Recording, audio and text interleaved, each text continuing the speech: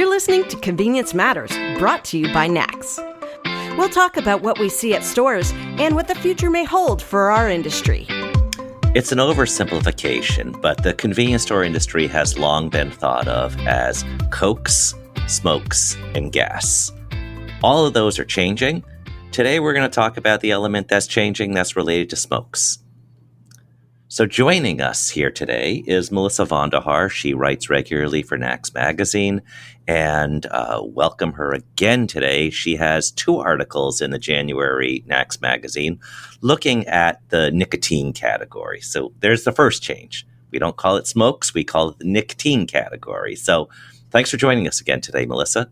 Thanks for having me, Jeff. So the one article I think is really interesting in terms of setting up our discussion today is looking at the new nicotine customer.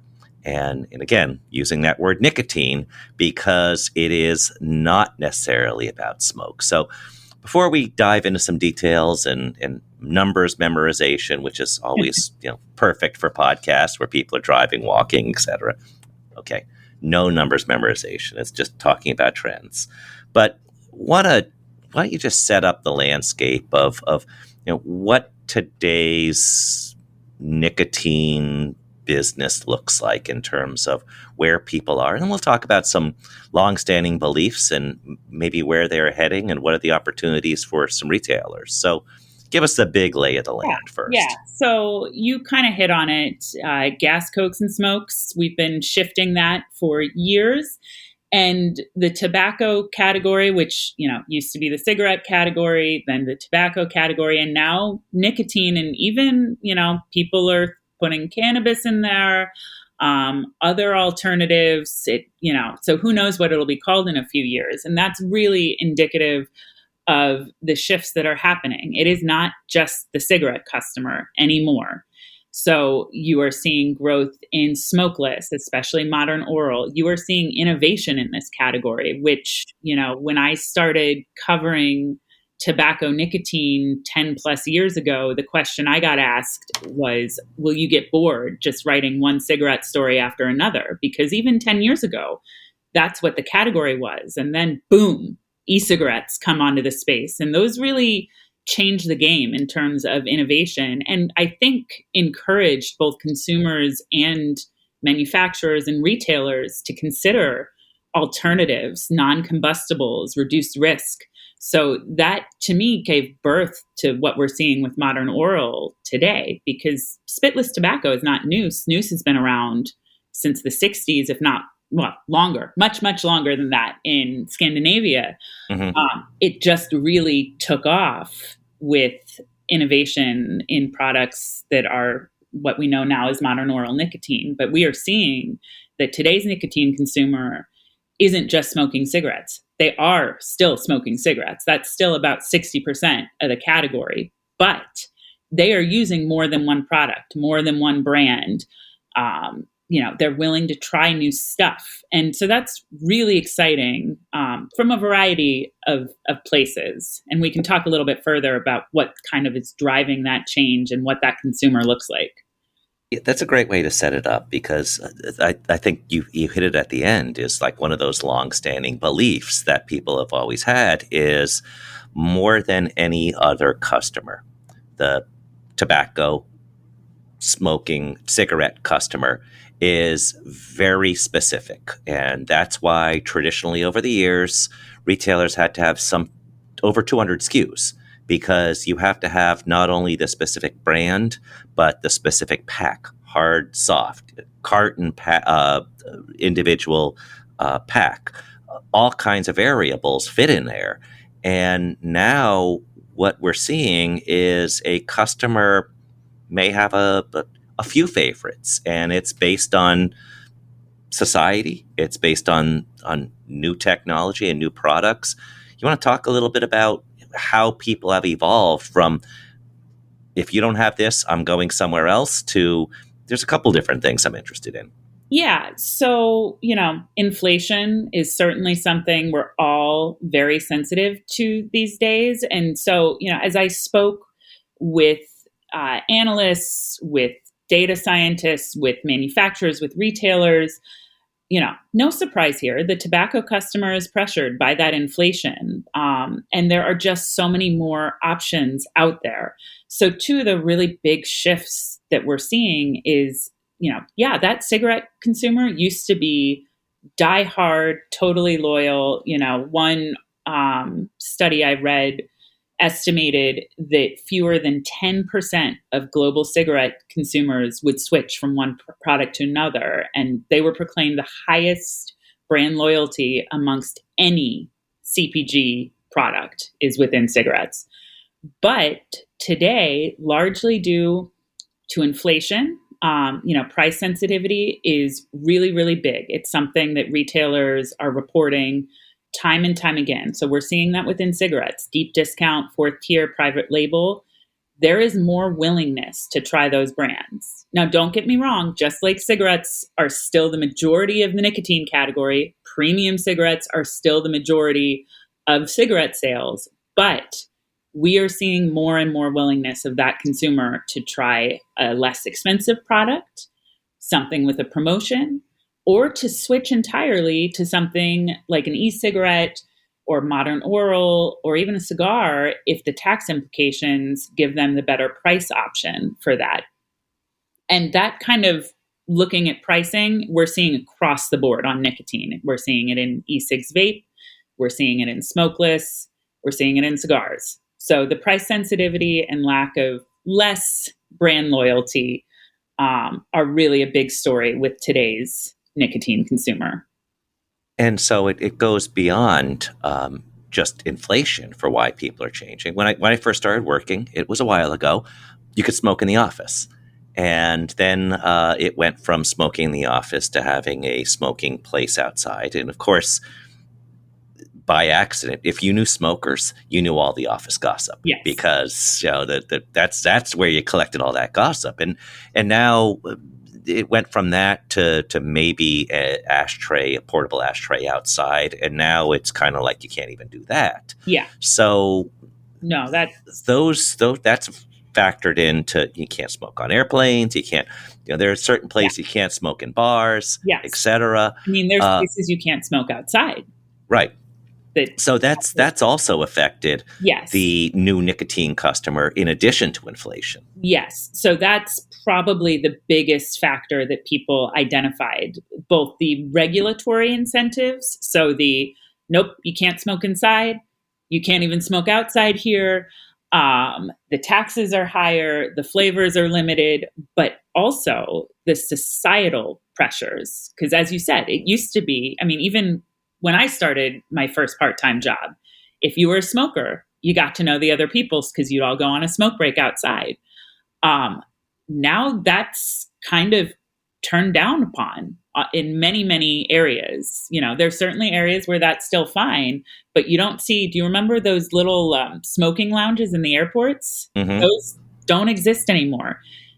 So society has really made it more difficult to smoke combustible products. And what was interesting is, if you've attended NACS State of the Industry, you've heard the term poly usage, dual usage, and even for someone like me that's covered this category for a while, my thinking was, today's nicotine consumers are just more open to trying different products. The point in discussing here is it's not that they are more open. They have to be more open. Don Burke with MSA described it as almost a necessity.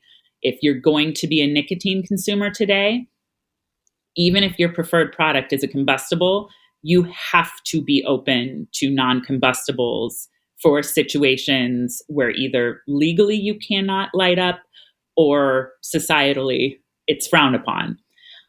And COVID really kind of highlighted this. And we all saw that cigarette, when people were under that lockdown and at home and not around other people, it's not that cigarette sales flattened or didn't shrink as much as what we've been used to. They grew because people could smoke. At their office, which was their home, if they wanted to smoke all day, they could. And many people did. And as those lockdowns lifted, as people re-entered the world, you saw that shift go back to the norm, with cigarettes going down and non-combustibles going up. So, in some ways that consumer is the same. There's just different external factors and now options, which is kind of the fourth big point that we talked about with that nicotine consumer, is that there is innovation happening in this space, and that consumer is willing to look at it. So, quick story, just going back to the days when transitioning from when you could smoke in the office to when you had to go outside. And just this time of the year, it's really, really cold in a lot of parts of the country, super cold in some parts of the country. My boss smoked, and we had a revolving door. And what she would do is she would go around the revolving door. She'd inhale going around one way and exhale when it got to the open part. And she got yelled at by security. But I thought it was a clever solution on a really, really cold day. Yeah. And I think anybody that has been a smoker or has been friends with smokers has heard those stories. I had a friend who used to put a dryer towel on the end of a toilet paper roll to exhale into that, so that the smoke smelled like dryer smell. So you smelled like snuggles of air instead of smoker. It was not terribly effective. Her mother was not very happy about that. There's the smoke. The user of nicotine is changing. The types of innovation is changing. There's a lot more products. Kind of leads to another long-held belief that you looked at in the article, which the category is easy to manage, because it used to be easy. Got to have these things. Know your customers. When they get to the counter, you already have what they want. But that's all evolving. So, how is that a challenge? How is that an opportunity for retailers? So it is a much more difficult category to manage, because it's not just here are the cigarette brands that you need to have in the different package sizes. Now there's almost a revolving door of products, and you throw the regulations into the mix, where especially with a category like e-cigarettes vape, I couldn't tell you which products are legal and aren't. And this is what I do. I wouldn't even necessarily know how to find which products are legal or not. So that's really hard to manage.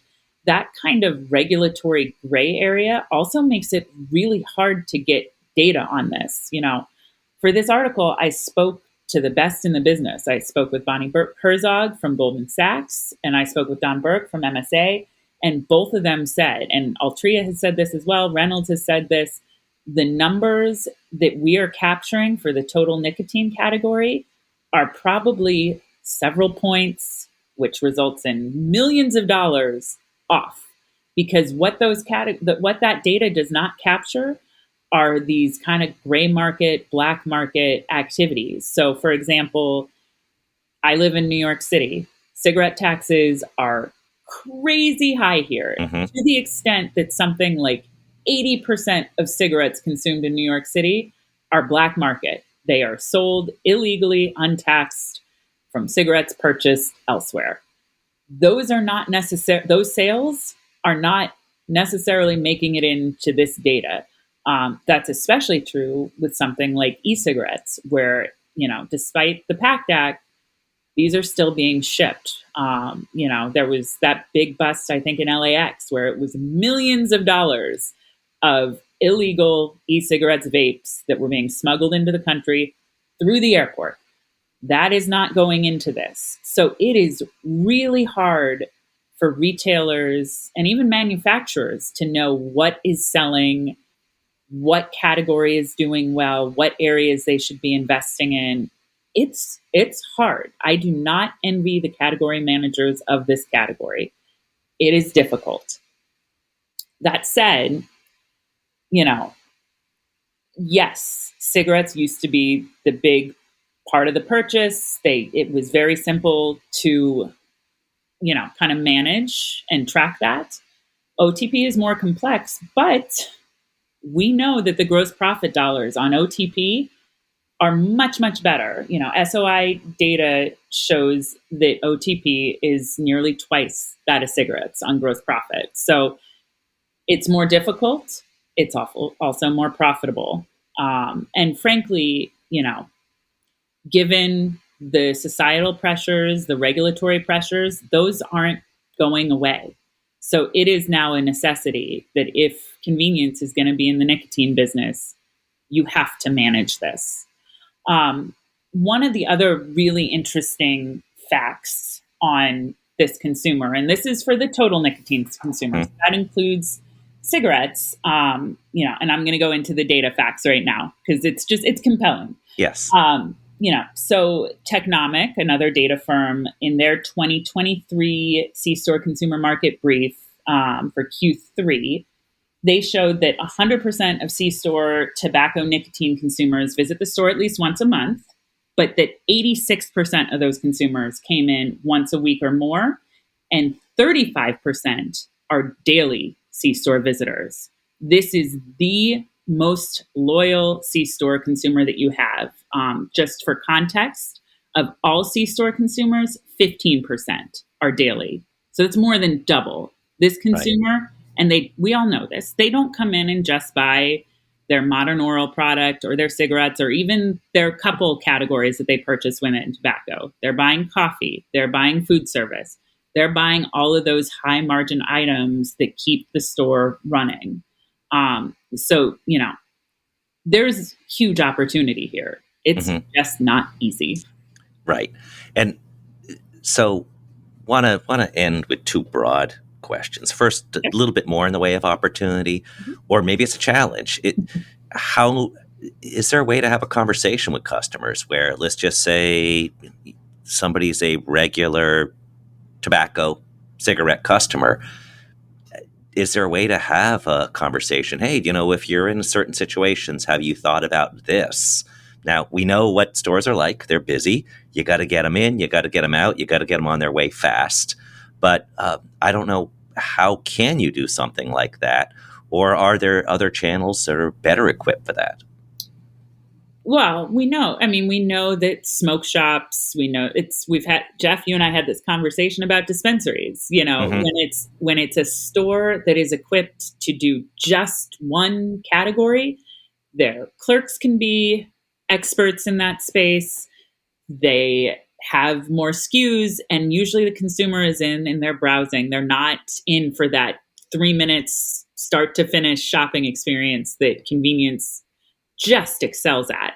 So it is difficult. That is difficult. But I do, one of the things that was brought up when you talk about pricing and price sensitivity is that part of the reason these newer, more innovative, and yes, often non-combustible, so perfect for those societally limited experiences where you can't light up. One of the things that is really driving is that those products manufacturers are doing heavy promotions. So they're getting people to try modern oral by discounting it or by doing loyalty programs and all of that. So I think there is a way to work with manufacturers, maybe not to outright say, hey, can't smoke here, try this, but to really kind of encourage that cross-category purchase or just to try something new. And we know that's working because, modern oral, when you talk about OTP data, one of the things that's so impressive, they have 100% distribution in the convenience channel, and they have for a while.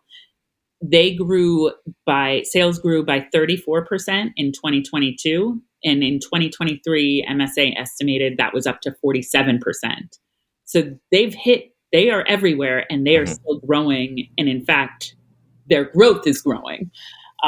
So we know that when people try these products, they're not just trying it with that promotion, they're coming back. And we started out talking about it's gone from smokes to nicotine.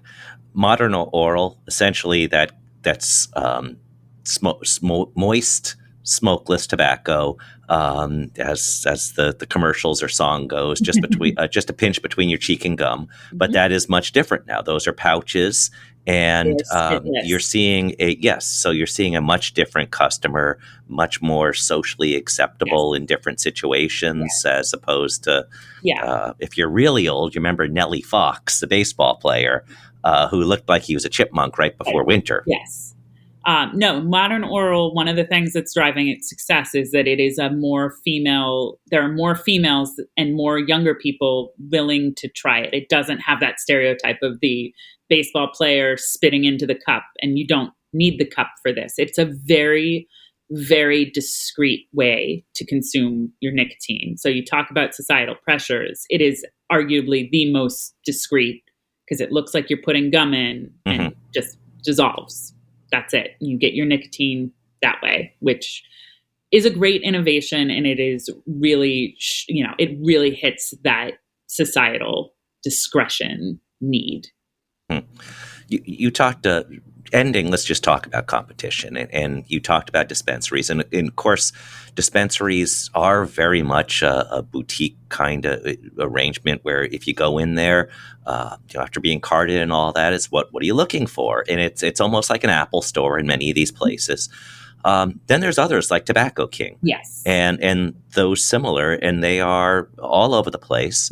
And same type of thing that you described. They're not selling food. They're not selling hot coffee. They're not selling candy bars. It's largely smoking paraphernalia, a little bit of tobacco, and an awful lot of e-cigarettes. And there's much more of an opportunity to say, hey, what are you looking for today? What interests you? And have that conversation. So I would imagine that as the OTP continues to expand, that's something we need to pay attention to into that customization that these other outlets provide.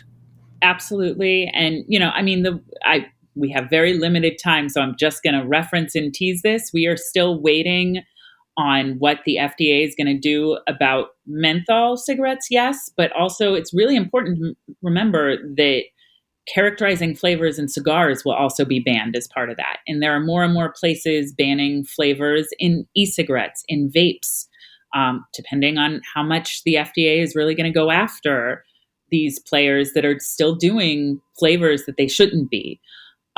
So to me, that's one of the big competitive edges with smoke shops. Whereas if they are limited to tobacco only, if the playing field is truly level, I'm not sure that they have as much of an edge, save for the one area that was brought up is that because of the sheer volume that they have, they can offer a lot more of those discount products, deep discount products that maybe only a couple people buy, but they're going to convert some people by having that. And that's just really difficult for convenience to offer that spectrum of those products. So it's certainly something to watch. They're a player, though I will say it is not as female-friendly a space. So as the nicotine consumer gets more evenly male-female, which it is, convenience has a much better opportunity to thrive. So I'll end on a positive note with that. And that's great. And it was just there's two great articles in the January NACS Magazine, both in print and online, nacsmagazine.com. Melissa, you always deliver in giving us trends and giving us something to think about in important categories. And not just the category, but the customer and what else that customer is going for. So look forward to having you on again soon and talking about more of these. But thank you for joining us today in talking about the evolving nicotine customer. Thanks so much, Jeff. Happy to be here. And thank you all for listening to Convenience Matters. Convenience Matters is brought to you by NACS and produced in partnership with Human Factor. For more information, visit convenience.org.